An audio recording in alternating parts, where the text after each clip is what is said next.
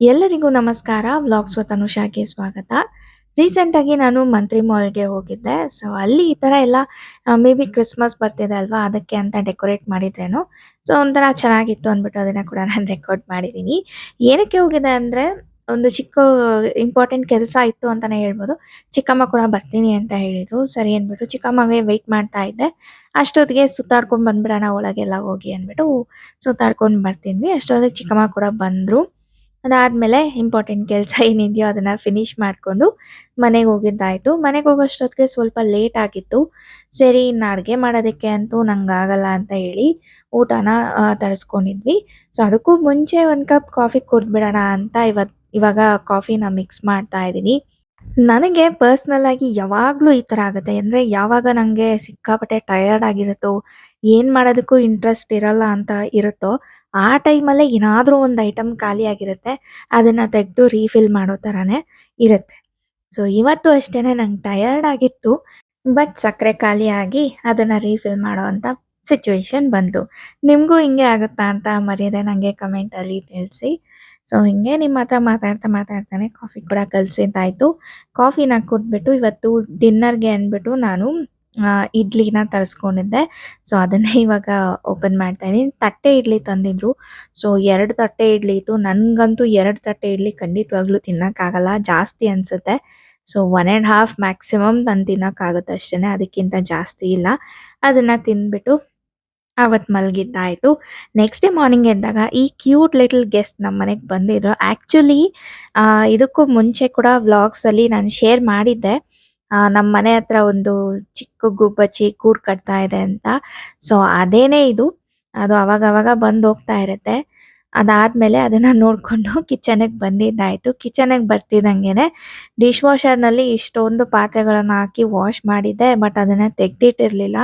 So, ಅದನ್ನೆಲ್ಲ ಇವಾಗ ತೆಗ್ದಿಡ್ಬೇಕಾಗಿತ್ತು. But ಅದಕ್ಕೂ ಮುಂಚೆ ಬ್ರೇಕ್‌ಫಾಸ್ಟ್ ಏನಾದ್ರು ಮಾಡ್ಬಿಡೋಣ ಅಂತ ಅನ್ಕೊಳ್ತಾ ಇದ್ದೆ. ಅಷ್ಟೊತ್ತಿಗೆ ಹಸ್ಬೆಂಡ್ ಬಂದು, "ಇಲ್ಲ ನಂಗೆ ಲೇಟ್ ಆಗುತ್ತೆ. ಇವಾಗಲೇ ಹೊರಡ್ಬೇಕು. ನಂಗೆ ಜಸ್ಟ್ ಕಾಫಿ ಮಾಡ್ಕೊಡು" ಅಂತ ಹೇಳಿದ್ರು. ಸರಿ ಅಂದ್ಬಿಟ್ಟು ಇವಾಗ ಅದನ್ನ ಮಾತ್ರ ಮಾಡ್ತಾ ಇದ್ದೀನಿ.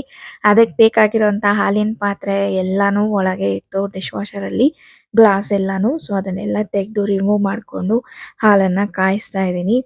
ಸೊ, ನಾರ್ಮಲ್ ಆಗಿ ಈ ಥರ ಹಸ್ಬೆಂಡು ಏನಾದ್ರು ಆಚೆ ಹೋಗ್ಬೇಕು ಅಂದಾಗ ನಾನು ಒಬ್ಬಳೇ ಇರ್ತೀನಿ ಅಲ್ವಾ, ನನಗೆ ಏನು ಮಾಡ್ಕೊಳ್ಬೇಕು ಟಿಫನ್ ಅಂತಾನೇ ತಲೆ ಓಡಲ್ಲ. ನನಗೋಸ್ಕರ ಅಯ್ಯೋ! ಏನಾದರೂ ನಂಗೆ ಇಷ್ಟ ಆಗಿರೋ ಐಟಮ್ ಮಾಡ್ಕೊಳ್ಬೇಕು ಅಂದ್ರೂ ನನಗೋಸ್ಕರ ಒಬ್ಳಿಗೋಸ್ಕರ ಅಷ್ಟೊಂದೆಲ್ಲ ಕಷ್ಟಪಡಬೇಕಾ ಅಂತ ಅನಿಸ್ಬಿಡುತ್ತೆ. ನಿಮಗೂ ಹಂಗೆ ಅನಿಸುತ್ತಾ ಅಂತ ಕಮೆಂಟ್ ಮಾಡಿ. ನನಗಂತೂ ಆ ಥರ ಅನಿಸಿರೋದ್ರಿಂದ ಏನೋ ಒಂದು ಸಿಂಪಲ್ ಆಗಿರೋವಂಥ ರೆಸಿಪಿ ಮಾಡ್ಕೊಂಡ್ಬಿಡ್ತೀನಿ. ಸೊ, ಇವತ್ತು ಅಷ್ಟೇನೆ ರಿಸ್ಕ್ ತೊಗೊಳಕ್ಕೆ ಹೋಗಿಲ್ಲ. ಅವಲಕ್ಕಿನ ಮಾಡ್ಕೊಳ್ಳೋಣ ಅಂತ ಅದಕ್ಕೆಲ್ಲ ರೆಡಿ ಮಾಡ್ಕೊಳ್ತಾ ಇದ್ದೀನಿ. ನಾರ್ಮಲ್ ಆಗಿ ಅವಲಕ್ಕಿಗೆ ನಾನು ಆಲೂಗಡ್ಡೆ ಹಾಕ್ತೀನಿ. ಬಟ್ ಇವತ್ತು ನನ್ಗೆ ಅದನ್ನ ಹಾಕೋದಕ್ಕೂ ಒಂಥರ ಬೇಜಾರು. ಅದಕ್ಕೆ ನಾನು ಅದನ್ನ ಹಾಕಕ್ಕೆ ಹೋಗಿಲ್ಲ. ಜಸ್ಟ್ ನಾರ್ಮಲ್ ಆಗಿ ಆನಿಯನ್, ಹಸಿಮೆಣಸಿನಕಾಯಿ ಇದೆಲ್ಲ ಹಾಕಿ ನಾನು ಅವಲಕ್ಕಿ ಚಿತ್ರಾನ್ನ ಮಾಡ್ಕೊಂಡೆ. ನಾನು ಬಿಫೋರ್ ಮ್ಯಾರೇಜ್ ವರ್ಕ್ ಮಾಡ್ತಾ ಇದ್ದೆ. ಇದು ನನ್ನ ಹಳೇ ಸಬ್ಸ್ಕ್ರೈಬರ್ಸ್‌ಗೆ ಗೊತ್ತಿರುತ್ತೆ. ಸೊ, ನಾನು ಬ್ಯಾಂಕಲ್ಲಿ ವರ್ಕ್ ಮಾಡ್ತಿದ್ದಿದ್ರಿಂದ ನನಗೆ ಟ್ರೈನಿಂಗ್ಗೆ ಅಂತ ಒಂದು ಪ್ಲೇಸ್‌ಗೆ ಕಳಿಸಿದ್ರು. ಅಲ್ಲಿ ನಾನು ಸ್ಟೇ ಮಾಡಿ ಅಲ್ಲಿ ಟ್ರೈನಿಂಗ್ ಮುಗಿಸ್ಕೊಂಡು ಬರಬೇಕಾಗಿತ್ತು. ಅದೊಂಥರ ಹಾಸ್ಟೆಲ್ ಥರನೇ ಇತ್ತು. ಅಲ್ಲಿ ಬ್ರೇಕ್‌ಫಾಸ್ಟ್ ಮೆನ್ಯೂನಲ್ಲಿ ಕೆಲವೊಂದು ಸಲ ಈ ಥರ ಅವಲಕ್ಕಿ ಮತ್ತೆ ಶಾವಿಗೆ ಇದೆಲ್ಲ ಮಾಡ್ತಿದ್ರಲ್ವಾ, ಅದ್ರ ಜೊತೆನಲ್ಲಿ ನಾನ್ ವೆಜ್ ತಿನ್ನೋರಿಗೆ ಬಾಯಿಲ್ಡ್ ಎಗ್ಸ್ ಈ ಥರ ಎಲ್ಲ ಇರ್ತಾ ಇತ್ತು. ಸೊ, ಹಾಗೆ ನಾನು ಒಂದ್ಸಲ ಟ್ರೈ ಮಾಡಿದ್ದೆ. ಶಾವಿಗೆ ಜೊತೆ ಬಾಯಿಲ್ಡ್ ಎಗ್ಸು ಮತ್ತೆ ಅವಲಕ್ಕಿ ಜೊತೆ ಬಾಯಿಲ್ಡ್ ಎಗ್ಸ್ ಅಂತ ಟ್ರೈ ಮಾಡಿದ್ದೆ. ಬಟ್ ಆ ಕಾಂಬಿನೇಷನ್ ಏನೋ ಒಂಥರ ಡಿಫ್ರೆಂಟಾಗಿ ಚೆನ್ನಾಗಿದೆ ಅಂತ ನನ್ಗನ್ನಿಸ್ತು. ಅದಕ್ಕೋಸ್ಕರ ಅಂದ್ಬಿಟ್ಟು ನಾನು ಇವತ್ತು ಅದೇ ಕಾಂಬೋನ ಮಾಡ್ಕೊಳ್ಳೋಣ, ಅಟ್‌ಲೀಸ್ಟ್ ಅದಾದ್ರೂ ಮಾಡ್ಕೊಳ್ಳೋಣ ಅಂತ ಡಿಸೈಡ್ ಮಾಡಿ ಎಗ್ಸ್ ಬಾಯ್ಲ್ ಆಗೋದಕ್ಕೆ ಕುಕ್ಕರ್‌ಗೆ ಇಟ್ಬಿಟ್ಟಿದ್ದೆ. ಸೊ, ಅದಾದ್ಮೇಲೆ ಅವಲಕ್ಕಿ ಕೂಡ ಮಾಡ್ಕೊಳ್ತಾ ಇದ್ದೀನಿ. ಆ್ಯಂಡ್ ಅದ್ರ ಜೊತೆನಲ್ಲೇ ವೈ ನಾಟ್ ಈ ಕಾಂಬೋನಲ್ಲಿ ಟೀನ ಇನ್ಕ್ಲೂಡ್ ಮಾಡಬಾರ್ದು ಅಂತ ಡಿಸೈಡ್ ಮಾಡಿ ಇವಾಗ ಟೀನ ಕೂಡ ಮಾಡ್ಕೊಳ್ತಾ ಇದ್ದೀನಿ. ಯಾಕಂದರೆ ನನಗೆ ಕಾಫಿಗಿಂತ ಜಾಸ್ತಿ ಟೀ ಅಂದರೆ ಇಷ್ಟ. ಬಟ್ ಮನೇಲಿ ಟೀಗಿಂತ ಕಾಫಿ ಇಷ್ಟಪಡ್ತಾರೆ. ಸೊ, ಅವರಿಬ್ರಿಗೂ ಕಾಫಿ ಮಾಡಿಕೊಟ್ಟು ಮತ್ತೆ ನನ್ನೊಬ್ಬಳಿಗೋಸ್ಕರ ಟೀ ಏನಕ್ಕೆ ಮಾಡೋದು ಅಂದ್ಬಿಟ್ಟು ನಾನೂನು ಕಾಫಿನೇ ಕುಡಿತಾ ಇರ್ತೀನಿ ಯಾವಾಗ್ಲೂನು. ಬಟ್ ಈ ಥರ ಒನ್ಸ್ ಇನ್ ಅ ವೈಲ್ ನಂಗೆ ಕುಡಿಬೇಕು ಅಂತ ಅನ್ನಿಸ್ದಾಗ ಟೀನ ಮಾಡ್ಕೊಳ್ತಾ ಇರ್ತೀನಿ. ನನಗೆ ಪರ್ಸ್ನಲಿ ಈ ಬಜ್ಜಿ ಬೋಂಡ ಎಲ್ಲ ಮಾಡಿದಾಗ ಅಥವಾ ಈ ಥರ ಒಂಥರ ರೈನಿ ವೆದರ್ ಇದ್ದಾಗ ಟೀ ಕುಡಿಬೇಕು ಅಂತ ತುಂಬ ಆಸೆ ಆಗುತ್ತೆ. ಬಟ್ ರೆಗ್ಯುಲರ್ ಆಗಲ್ಲ. ನಾನು ಆದಷ್ಟುನು ಟೀ ತುಂಬ ಕಮ್ಮಿನೇ ಮಾಡ್ಕೊಂಡು ಕುಡಿಯೋದು. ಅದೇನೋ ಗೊತ್ತಿಲ್ಲ ನಾನ್ ವೆಜ್ ಎಲ್ಲ ತಿಂದಾಗ ಟೀ ಕುಡಿಬೇಕು ಅಂತ ಅನ್ಸುತ್ತೆ. ಅದೇ ತರ ಈ ತರ ಅವಲಕ್ಕಿ, ಶಾವಿಗೆ ಈ ತರ ಎಲ್ಲ ಮಾಡಿದಾಗ ನಂಗೆ ಟೀ ಕುಡಿಬೇಕು ಅಂತ ಅನ್ಸುತ್ತೆ. ಹಂಗಾಗಿ ಇವತ್ತು ನಾನು ಒಬ್ಳೇ ಅಲ್ವಾ ಸೊ ನನಗೋಸ್ಕರ ಅಟ್‌ಲೀಸ್ಟ್ ಇದಾದ್ರು ಮಾಡ್ಕೊಳ್ಳೋಣ ಅಂತ ಡಿಸೈಡ್ ಮಾಡಿ ಬ್ರೇಕ್‌ಫಾಸ್ಟ್‌ನ ರೆಡಿ ಮಾಡ್ಕೊಂಡಿದ್ದಾಯ್ತು. ತುಂಬಾ ಹೆಲ್ದಿಯಾಗಿ ಕಾಣಿಸ್ತಾ ಇದೆ ಅಂತ ಅನ್ಸುತ್ತೆ. ಬಟ್ ಇದು ಅನ್‌ಹೆಲ್ದಿ ಟೀ ಬ್ರೇಕ್‌ಫಾಸ್ಟ್ ಜೊತೆ. ಸೊ ಇದು ಒಳ್ಳೇದಲ್ಲ ಅಂತ ಹೇಳ್ತಾರೆ ತುಂಬಾ ಜನ. ಅಂದ್ರೆ ಬ್ರೇಕ್‌ಫಾಸ್ಟ್ ಜೊತೆ ಕಾಫಿ, ಟೀ ಇದೆಲ್ಲ ಕುಡಿಬಾರ್ದು ಅಂತ. ಬಟ್ ಈ ತರ ಒನ್ಸ್ ಇನ್ ಅ ವೈಲ್ ಕುಡಿದ್ರೆ ಏನು ಆಗಲ್ಲ ಅಂತ ನನ್ಗನ್ಸುತ್ತೆ. As an exception. ಸೊ ಇವತ್ತು ನನ್ನ ಬ್ರೇಕ್‌ಫಾಸ್ಟ್‌ನ ಎಂಜಾಯ್ ಮಾಡಿ ಮತ್ತೆ ನಾನು ಮನೆ ಕೆಲ್ಸದಲ್ಲಿ ಬ್ಯುಸಿ ಆಗ್ಬಿಟ್ಟೆ. ಹಂಗಾಗಿ ನಾನು ವ್ಲಾಗ್ ಎಲ್ಲ ಮಾಡಕ್ ಹೋಗಿಲ್ಲ. ಮತ್ತೆ ಕಂಟಿನ್ಯೂ ಮಾಡೋಷ್ಟೊತ್ತಿಗೆ ಸಂಜೆ ಆಗಿತ್ತು. ಸೊ ಸಂಜೆ ಡಿನ್ನರ್‌ಗೆ ಅಂದ್ಬಿಟ್ಟು ಇವತ್ತು ನನ್ನ ಹಸ್ಬೆಂಡ್ ಫೇವ್ರೆಟ್ ಮಾಡ್ತಾ ಇದೀನಿ.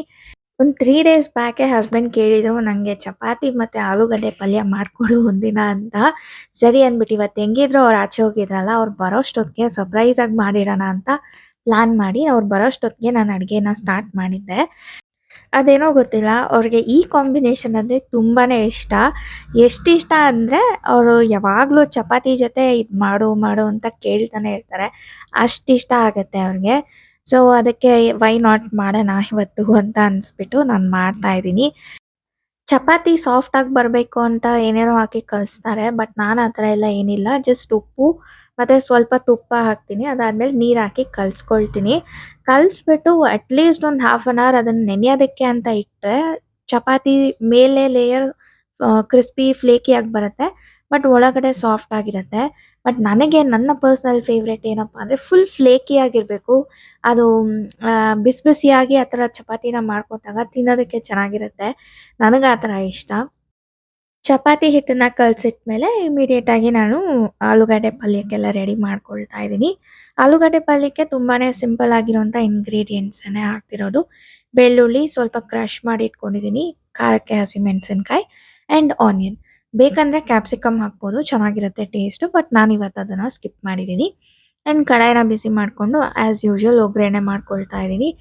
ಒಗ್ಗರಣೆ ಮಾಡಿಕೊಂಡು ಕಡಲೆಬೇಳೆ, ಉದ್ದಿನಬೇಳೆ, ಕರಿಬೇವು, ಹಸಿಮೆಣಸಿನಕಾಯಿ, ಆನಿಯನ್ ಎಲ್ಲಾನು ಒನ್ ಬೈ ಒನ್ ಹಾಕಿ ಚೆನ್ನಾಗಿ ಫ್ರೈ ಮಾಡಿಕೊಂಡು ಉಪ್ಪು, ಅರಶಿನ ಎಲ್ಲ ಹಾಕಿ ಬೇಯಿಸಿರೋಂಥ ಆಲೂಗಡ್ಡೆನ ಕೈಯಲ್ಲೇ ನಾನು ಮ್ಯಾಶ್ ಮಾಡ್ಕೊಂಡು ಹಾಕ್ಕೊಂಡಿದ್ದೀನಿ. ಅದಾದಮೇಲೆ ಗಾರ್ನಿಷಿಂಗ್ಗೆ ಅಂತ ಸ್ವಲ್ಪ ಕೊತ್ತಂಬರಿ ಸೊಪ್ಪನ್ನ ಹಾಕಿದ್ರೆ ಆಲೂಗಡ್ಡೆ ಪಲ್ಯ ರೆಡಿ ಆಗುತ್ತೆ. ಇಷ್ಟು ಮಾಡೋಷ್ಟೊತ್ತಿಗೆನೆ ಹಸ್ಬೆಂಡ್ ಬಂದಿದ್ದಾಯ್ತು. ಅವರು ಬೆಲ್ ಮಾಡಿ ನಾನು ಡೋರ್ ಓಪನ್ ಮಾಡಿದ ತಕ್ಷಣ ಅವ್ರಿಗೆ ಸ್ಮೆಲ್ ಬಂತಲ್ವಾ, ಸೊ ಗೊತ್ತಾಗೋಯ್ತು ಅದ್ರಲ್ಲೇನೆ.